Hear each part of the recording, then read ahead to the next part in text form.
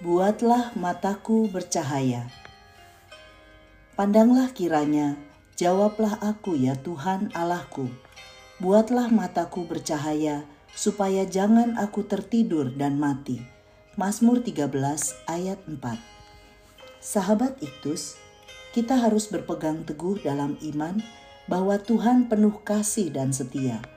Namun tidak dapat disangkal, seringkali kita dikendalikan oleh perasaan sehingga fakta iman menjadi kabur, bahkan menghilang. Dalam situasi seperti ini, perasaan kuat yang mendominasi adalah Tuhan melupakan dan mengabaikan kita. Inilah yang dapat mengakibatkan depresi, bahaya kehilangan iman, dan kematian. Buatlah mataku bercahaya adalah seruan doa kepada Tuhan. Setelah Saul mendengar suara para wanita Yerusalem bernyanyi memuji kemenangan Daud, kehidupan Daud terancam. Ketika ia sedang memetik kecapi menghibur Saul, sebuah tombak menghujam ke arahnya. Saul dengan berbagai cara hendak menghabisi Daud. Inilah pengalaman pahit yang membuat Daud merasa Allah tidak berada di pihaknya. Dalam keputusasaan, Daud berseru, "Buatlah mataku bercahaya, supaya jangan aku tertidur dan mati." Beberapa hal prinsip yang kita pelajari. 1. Pergumulan Daud, ayat 2 dan ayat 3. Dimulai dengan pertanyaan, "Berapa lama lagi Tuhan, Kau lupakan aku terus-menerus? Kau sembunyikan wajah-Mu terhadap aku?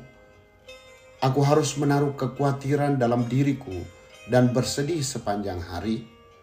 Musuhku meninggikan diri atasku." Rupanya, pemazmur mulai merasa khawatir. Imannya tidak mendapat respon dari Tuhan. Doanya belum terjawab. Musuh bertambah banyak mengancam. Bahkan saat ini, para musuh semakin jaya. Persoalan juga bertambah. 2. Doa dalam pergumulan, ayat 4 dan ayat 5. Pandanglah, jawablah, buatlah mataku bercahaya. Daud berdoa agar Allah memahami pergumulannya dan mengembalikan cahaya matanya. Kata goyah menunjukkan pada perasaan tertekan yang menjadi semakin kuat karena cemoohan para musuh melihat kehancuran pemazmur.